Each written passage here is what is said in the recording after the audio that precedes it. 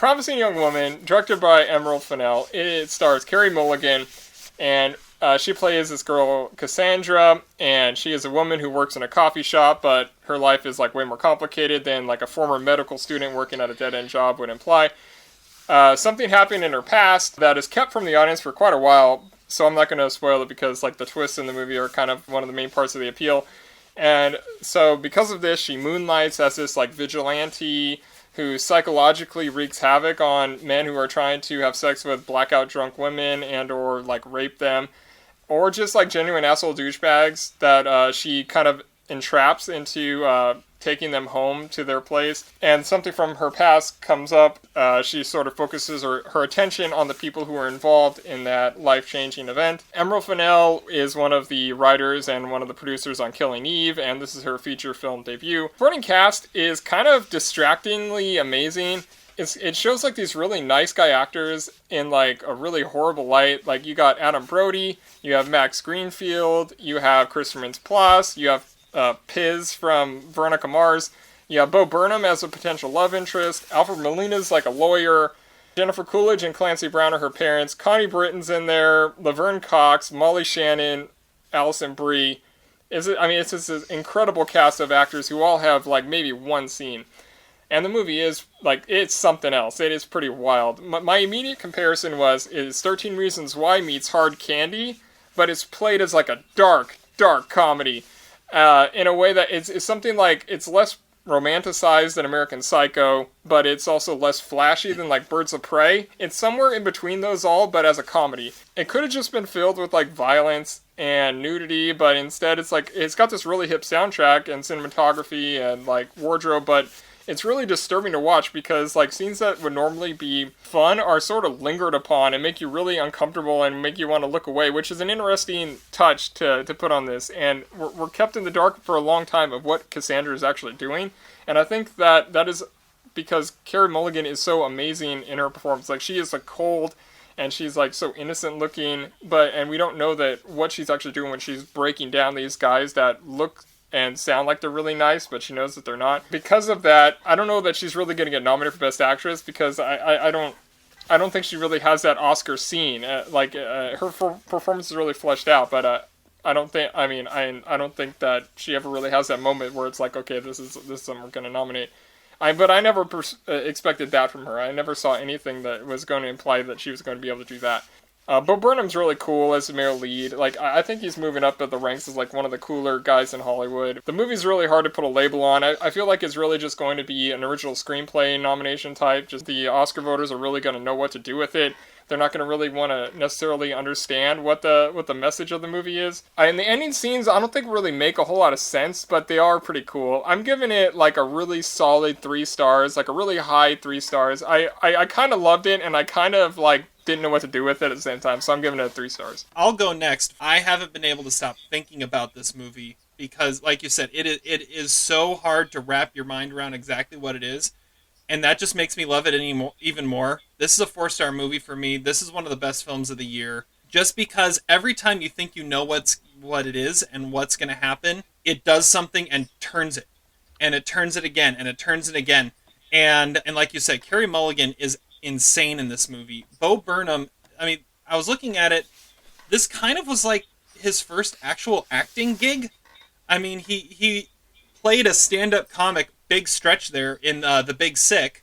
Other than that, he really hasn't done much acting, and he showed that he really has some great acting chops. I love the script and the creativity of where it was going, and the direction is amazing, and there are some incredible shots in this movie that are just gorgeous. On top of it, it is this crazy, violent, funny, quirky, hints at everything, but doesn't necessarily show that much. I loved every minute of it. I think she's absolutely a shoo-in for Best Actress. Anyway, I am much less enthusiastic about this movie than both of you. I felt that this movie had some tonal issues, and it's been pointed out by other critics too, so it's not the most original thought, but there are times when this movie wants to be like sort of a schlocky exploitation. Like, you look at the title font in it, it screams like kind of Blumhouse 85-minute schlock horror movie released in June. This movie was supposed to be released in April, by the way. And then it oscillates into something that is a lot more serious in its treatment of sexual assault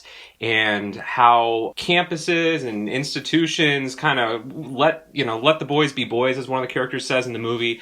I never feel like it really finds its ground. Like, however, in a way, I can't critique it too much because I feel like the Carey Mulligan character is someone who's emotionally traumatized, and so I could understand the shifts between kind of a manic high and more of a depressive state. I think she's really fascinating to watch in the movie. Just her kind of body posture and the way that she interacts, the kind of low affect in her voice is really kind of interesting. She's, I think, fantastic in the movie. The supporting cast is good, but I thought Todd was going to say this. I kind of got distracted by them a little bit. I also can't help but think of Never, Rarely, Sometimes, Always, which is another movie that was put out by Focus Features this year, although Focus chose to push this as their Oscar contender and not Never, Rarely, Sometimes, Always. And I think the difference is that Never, Rarely, Sometimes, Always is about women who are oppressed by a patriarchal culture, but it's much more about the systemic injustice of it rather than the individual. And I feel like this movie has a lot of spectacle and there's a lot of flashiness to it,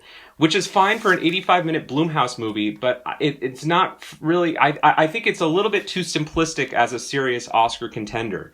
I think that, like, for example, the Connie Britton scene to me was totally unrealistic. I don't see any university administrator in 2021. Maybe she does the things she does in the movie, but I don't see any administrator saying the things that she says in that scene. I found it really, really unbelievable. A lot of plot contrivances too. However, I'm going to give it 3 stars, a very reluctant 3 stars, because I think I'm being too swayed by the fact that this is an Oscar contender. If this movie had been released in June, I think I would have been more enthusiastic about it. I think there are these external things that are really influencing my opinion about it. And I do have to say, it was an entertaining movie to watch, and Carey Mulligan was really good. So I'm less enthusiastic about it than either of you, but I agree with a lot of the points that both of you made. I just felt like it needed a bit more tightening, and it needed to decide what it was because it was too inconsistent. See, I don't agree with almost anything you said, but of course we give it the same rating. Similar to She Dies Tomorrow. I don't know.